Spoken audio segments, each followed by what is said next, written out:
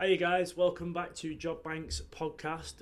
We're here for a second episode, and with me I've got Romain, who's one of our recruiters. Thank you for coming down today, Ryan. Thank you for having me. Handshake from me. Thank you for having me. I just want to start off now the way I want to start off is I just want to ask, because we started speaking in November 2020, I think it was, weren't it? We're quite a while back, and you've been with us for nearly coming up 2 years now. 2 years now, yeah. So what I want to do is I just want to pull us back to the journey of before we had that initial conversation over the phone, and what were you doing in your life before we approached you, and what happened in that conversation that me and you had on that day that I basically sold the dream to you. The thing is, I just left my previous job as an IT technician with Amazon. Yeah. And I was just thinking, what next should I do now? What should I do? Should I get another job, or should I just go into full-time business? Working for myself. Mm-hmm. That was exactly what I was thinking at that particular time when your call came in. And when it came in, you told me about Job Bank, and I was thinking, what is it all about? Then you went on to tell me what you guys do, the plans you have for Job Bank, and why you're recruiting people into Job Bank, and what you think they can make when they come to join Job Bank. So that was when I said, okay, fine, I think it's something I would like to do. They will keep on talking, then later on I can already start a Job Bank. In all honesty though, did I sound maybe a bit like a bit of a fraudster, bit of a scammer? No. At first, you normally have a lot of spam calls that comes in. Yeah. But you can tell when someone is serious and when the person is giving you a vision that you can connect to. Yeah. So it was easy for me to connect to what you were saying, because I found it interesting, because you told me how you can make money from recruitment, what recruitment is all about, and how you can make money from it through the assistance of Job Bank. Because my intention was telling me about recruitment. I don't know anything about recruitment, but you made me to understand that when I come into recruitment through Job Bank, you guys give me all the tools I want, give me all the assistance I want, and there will be a continuous training. Yeah, that was basically what it was about. I think with those tools and assistance as well, I've seen your confidence levels go through the roof from when you first started, because we had that conversation of, is this going to be for me? And that's what you needed to figure out in your first initial couple of months with us, is you needed to find out, is recruitment going to be for me? Yeah. And I've seen you grow from your confidence of questioning if recruitment's going to be for you to now recruitment's for you. Very well, and this is what you want to do and this is how you want to make money. You love the process yourself. Me and you speak all the time, going back and forth on candidates. We even have some funny stories about candidates as well. But just to elaborate on some of them funny stories, we'll go on to you about your first placement that you made. I believe it was with Turner and White Solicitors. Turner and White Solicitors, yeah. And I think because you didn't know how the recruitment process worked at first. No, I didn't know anything about recruitment. All I know is that based on the training I got from Job Banks and based on our conversation and what I'll be doing on the lead center, so I didn't know much about it. But all I know was that I just did what you guys asked me to do, then put the job that I got from the lead center on Indeed, and some candidate came through, and I submitted the CVs and all sorts. And before you know it, I got a call from Turner White Solicitor saying we want to interview this candidate from Scotland, for the job of a senior immigration solicitor. I was like, okay, that's fine. Then I contacted the guy, and then I booked an interview. Where I was booked, I don't even know how to book an interview in the first place. So I have to call the office, and they told me what I need to do to book an interview, and also to book send me a link on how to book the interview. I booked the interview. I think about a week later, I got a call from Turner White Solicitor, said, we've sent the candidates an acceptance email, and he has accepted the job, so he'll be starting in another few days. And I bet you was absolutely ecstatic. I was happy. I was delighted. Yeah. One, I'm gonna make money from it. Two, for me it was like a dream come true.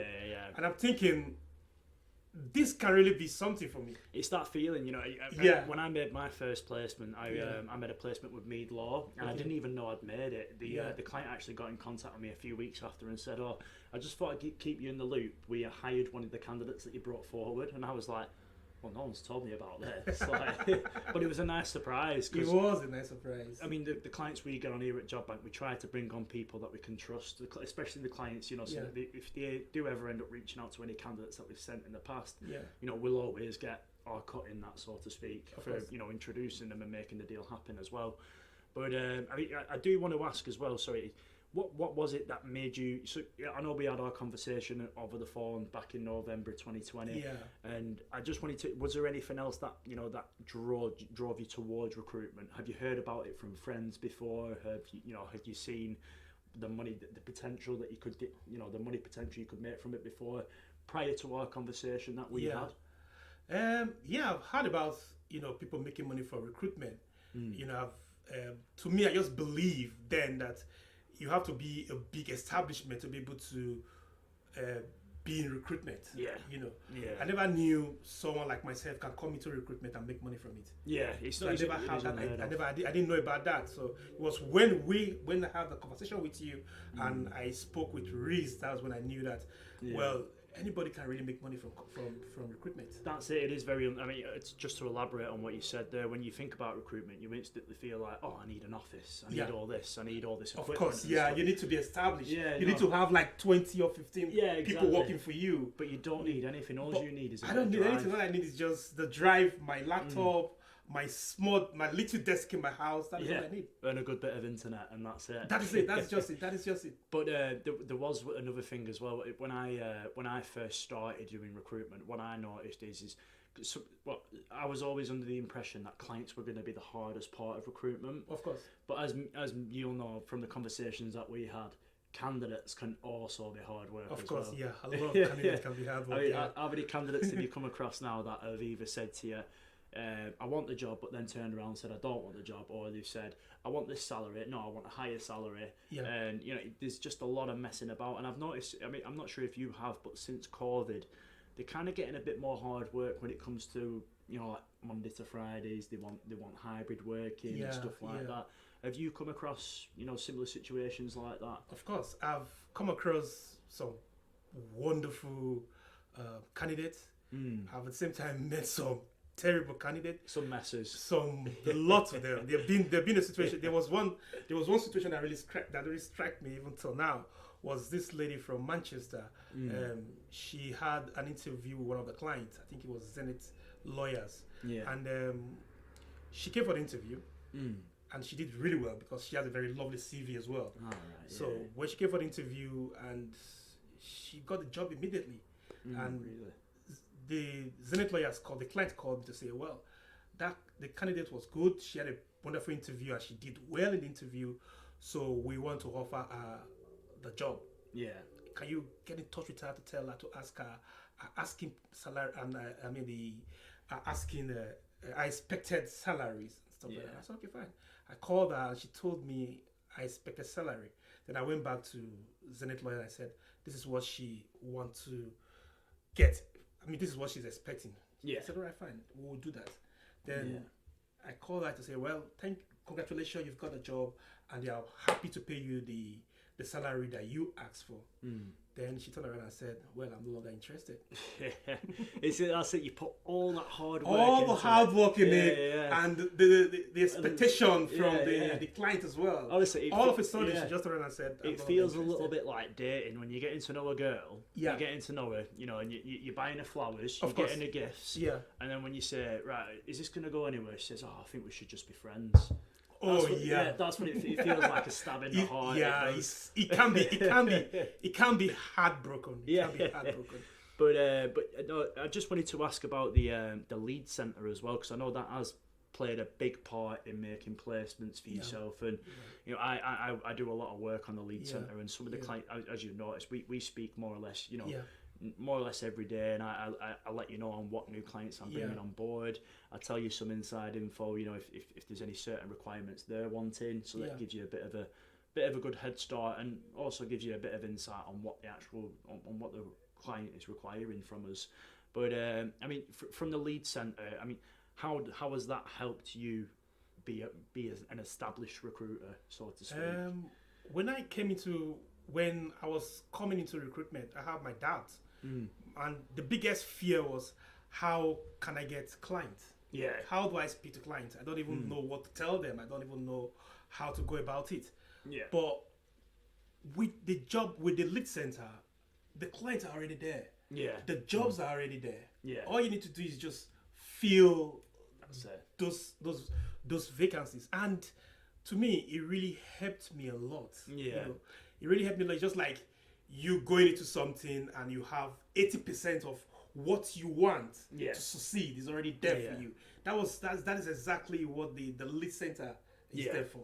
What I was also going to say as well is the fact that when you are going into recruitment, I mean, because there's two halves of recruitment. You've got resourcing, and then you've got you sourcing your clients. Of course. And like you just picked up on, then getting your own clients can be very daunting. Very, very daunting. Yeah, because you've got to approach a business, and you've got to say to them, look, I'm a recruiter. I can do your services better than your in-house services can. Yeah. And it's not when you're speaking to a candidate on the other end, these people are already looking for work, so they're already going to be they're going to be speaking to probably 12 or 13 other recruiters already. You know what I mean?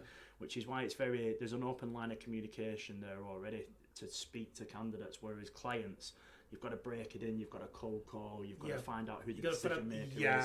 Yeah, and don't forget, most of this clients, they've been in establishment for a very long time, and they have their own recruiters. They have people they've been working with over years. That probably they've trusted, and sometimes people don't like changes. They don't want to break that cycle and just bring in a new guy that don't even have an office. No, they don't. No. But with the lead center, you can just, I mean, for me, the lead center has been... I was going to say, do you feel at a point now, though, where you feel, because of the lead center, do you feel confident now on that candidate side? Of course. Yeah, so because you can just speak to them whenever. With the lead center, I can be able to speak with the client directly. So from the lead center, I've been able to understand what clients are thinking. And what they're expecting from candidates. And what they're expecting from the recruiters as well. So I've been able to have the confidence now to go out and source for my own clients, which of course I've been doing for a while, and I got that confidence from the lead center. Yeah, well, because you've mastered that part now as well. Of course, yeah. I feel like you would easily be able to. I mean, I know it's a confidence builder that obviously that people need to build on, but if you were to go out there and get your own clients, I have full confidence that you could do it right now. Right now, we a little bit of tweak it, like if with the help. I mean, because you know what we do here. Of course. If you ever need anything, or if there's anything you're unsure of, we're only a phone call away. Of course, and this office is always open to all of our recruiters. So that's why I feel like if you ever wanted to get your own clients, you could do that 100%. 100%, because I've been. I mean, with the lead center, I've had the opportunity of speaking with big clients. People that runs big establishments, like Tunnel Wide, like Zenith Solicitors, like Mid-Laws and the rest of them. I speak with them all the time. I speak with the client all the time. Really so nice as well. I'm so confident now talking to anybody I want to talk to. We were mentioning, I think we spoke earlier about Jag from Mid-Laws. For Mid-Laws, So some of the clients that we do bring on board, I've noticed now there's that rapport that we're building with them, and with them, are building with them. I mean, you yourself, you'll speak to Jag, and he's very easy to work with. He'll tell you straight up whether it's a yes or a no. Or a no, He'll get you an interview straight away. You won't be waiting days for a reply off him. No. And that's the only thing that bothers me about clients is when you send in CVs across and you're not getting responses or feedback, which is what my job is for. Is I do that chasing up for you guys. And I mean, I hope I do a good job. You're doing a good job. Yeah, you are doing a good job. I hope I'm doing a good job at it. Yeah. But I just want to also elaborate on your future goals as well, so like where you want to go from here. Because I know we've said about getting your own clients, but what other than getting your own clients, is there any markets you want to go into? Because I know you've expressed some interest into the sales markets. And your areas like London and stuff like that. So what are your future goals? Say if I said to you, Ryan, 5 years from now we're going to be sat here. Where do you want to be in 5 years? Well, what are we going to be talking about in 5 years in terms of your journey from now to then? Well, to be honest, in 5 years' time, I want to be a big recruiter. Full 360. I want to be, as in, into recruitment full time. Yeah. That is what I want to do. What about the markets? Is sales, legal, any? Look, I've been in recruitment for a while now. I mean, with the help of you guys and, you know, constant coaching from Reese all the time. Yeah. I've begun to understand that in recruitment, for you to succeed in recruitment, you need to have branches, niche in all areas. And a good so understanding. for me, I want to go into maybe management, a bit of project law, management, law, you know, just to bring them all in. Bring them all in. Yeah. What I've noticed as well is with some of these markets, like you mentioned, project management. You said you had some opportunities that were on the rise with that as well. It's all coming down to location as well, where the talent is. So like for instance, when you mentioned project management, my instant thought was London. London's a hotbed for talent. It is, If you're somewhere like where we're based in Blackburn, you know, there's not that much. You're gonna find maybe the odd one or two project managers, but they're not. They're not gonna be much. There's not gonna be that many of them. So that's why I've always thought it always does come down to location. Which market you're in, and cities, I think is probably the best location you can go for. And you live in Manchester. I live in Manchester, so Manchester is okay when it comes to big industries like that. So you get a lot of industries in Manchester. Yeah, that's what I mean. I imagine locally for yourself, there'll be quite a lot of potential clients out there as well. In Manchester? Oh yeah, definitely. Yeah. I'm currently trying to work with some law firms in Manchester in the area, and there's tons of them that are looking for litigators. They are. Stuff like that. Especially injuries. What do you call it? Personal injuries. Personal injuries. Yeah. They're always short on personal injuries. They're always short of personal injuries. They are. But I mean, so from where you are now, so say from November 2020 to what are we on? We're in the July 2022. Yeah. So it's nearly been 2 years. I mean, how confident do you feel as actually being a recruiter? Do you feel that confidence now where I can basically make business on my own? Of course. Yeah. Of course. Even with Job Bank here? Of course. Yeah. I'm 100% confident that from now on I can be able to take on my own clients. Yeah. I have that confidence, and that confidence came from building my confidence over the years through the lead center. I mean, I speak with clients every day.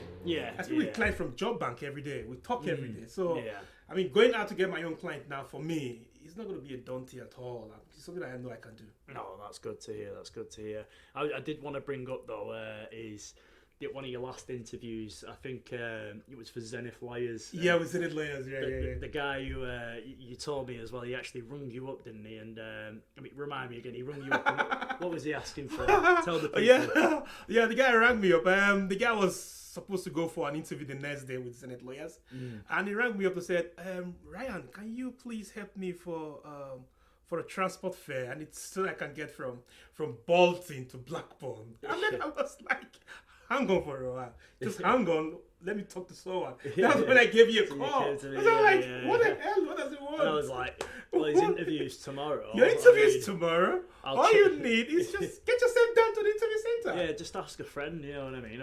What's I mean, you should have a family member. Just a $5. Yeah. I mean, I understand it might be odd for the times, especially if you're not working and stuff like that, but you've got to be prepared for an interview, you know what I mean? If I need a job and I don't have the transport for it, I'm running to that interview. Of course, if you have to run to it, and the guy has a bit of potential. The CV was quite good.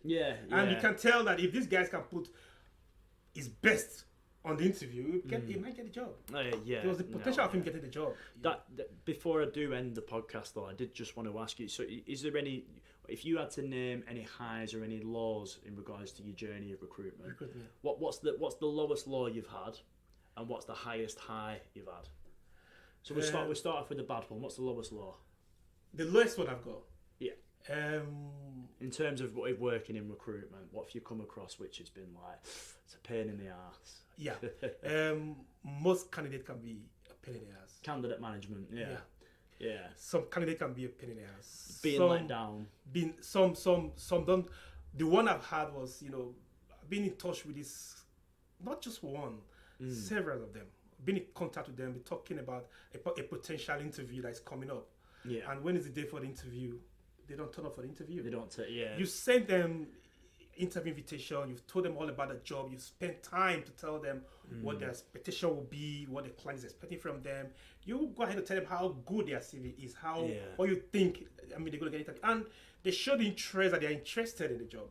But when it comes to the day of the interview, you will be thinking, well, they will be going for the interview, only for you to get a call from the client saying they didn't show for the interview. No, so that has been the lowest for me. It can be a kick in the teeth, stuff like that, especially when you put all that hard work into it. But tell me what your highest high is then. My highest high has been for me, it was when I made my first placement. Making that money. I'm making the money. And getting just... You didn't think you were going to get paid at first, I didn't. You were a bit scared. I'm pretty sure Rich you rung him the thing is like when I made a placement, right, and I was told I'm going to get paid, I was thinking, really? Is this really possible? Yeah. And they said send in your invoice. I don't even know how to write an invoice. I have to ring Reese up and Reese put me up to tell me how to write an invoice, and I sent an invoice down, and it was like 30 days. It was a 30 days probation period, and I just checked my account that the money was there. For 1,500 quid. 1,500. Sitting down in my laptop and just getting just that doing money. a bit of I bet that felt it was really nice. It is definitely worth the reward, I'd say. I mean, you took a risk obviously in coming on board with us, but I mean it's safe to say the risk has been worth and it was less than a month. Yeah. It was less than a month. Yeah. So it didn't take you long to make your It didn't take me much to know. It was less than a month. It was within 3 weeks. If I'm right, you had sales experience, didn't you? Yeah. So you had no recruitment experience, but you used that sales experience, put that into gear, a month after you were making placements. That is why this is the second episode of the podcast, and it's one of the reasons why we asked you to come along, because you practically are our success story. Thank you very much. You are, and Job Bank, as much as you think that we've done for you, you've done a lot for us as well. In the same, Thank you very much, just in terms of your journey with us, and like I said before, building them confidence levels up to being a full 360 recruiter, which is what is what you are and is what you're going to be, because I have full confidence you will be able to get your own clients. But before I do end it, is there anything you want to say to our viewers? Anything you want to say about Job Bank or recruitment as a whole? Job Bank, to me, is like a family. It is. Yeah. We're all it's close. It's like a family, Yeah. And they don't leave you in the dark. You always, look, I can be on the call with Reese like 2 a.m. in the morning. Yeah. Like yourself. Yeah. Sometimes I call you. Sometimes I say, "Oh, I'm just getting home. I'm just trying to have my lunch." I'll pick up. I will talk. We talk like. I mean, Job Bank is like. We don't do 9 to 5 here. No, it's not 9 to 5. Yeah. Sometimes we talk on weekends. You remember? Yeah. Even Reese, me and Reese, we talk like weekends. We I talk all the time. Outside of Job Bank, so you can we talk contact me so Job Bank is like a family. Yeah. You can discuss anything with the guys here in Job Bank. You can talk about practically everything. Yeah. And to me, now the journey so far, I'm proud of what I've done. My journey so far. But I don't think I would have been able to get to where I am today in recruitment if not from the assistance from Job Bank. All you need is just a little bit of a push, that were it, and you were there. Rick's being there. Yeah. Rick's telling you what to do. Rick's making you to understand his experience. Teaching you, talking about his experience, how to get through any orders that come your way. Yeah. I wouldn't have been here if not for constant. Look, sometimes it's easy to be in a classroom when you learn from people, when the professor, the lecturer comes in to teach you, but the best teacher is experience. Yeah. So when you get someone talking to you about their experience, you learn it from their experience. It makes you a better person. It's why we always said that, there's no better training. I mean, we could sit you down in a classroom and do all that stuff, but there's no actual better training than actual on-the-job training. On-the-job training, And that's why we brought that lead centre in, because it is sort of on-the-job training. We're showing you how we're going to fill these roles. Of course, yeah. And we're doing half of the work as well at the same time, but it is a working relationship. It is, yeah. But no, I mean, this has been great, and I just want to thank everybody else for watching, and but we'll end it on that one, and we'll have to do another one of these as well soon. Of course, anytime. We'll do 5 years from now, and then we'll see where we are. But 5 years from now, we'll be flying. I tell you, honestly, we'll have people on hoverboards and everything coming past the screen. But thanks a lot, guys, for watching that, and it's been great. Thank you very much.